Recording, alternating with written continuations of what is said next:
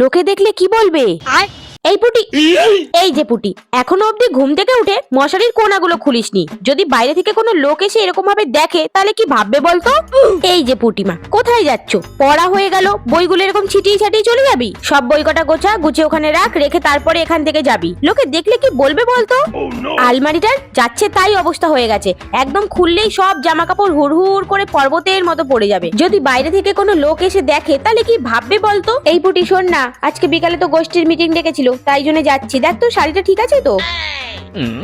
ও মা, তুমি এরকম পুরনো একটা শাড়ি পরে যাচ্ছ কেন? একটুখানি ভালো একটা শাড়ি পরে যেতে পারতে। লোকে সব দেখবে, মিটিং এ যাবে, কি বলবে বলো তো সব দেখে?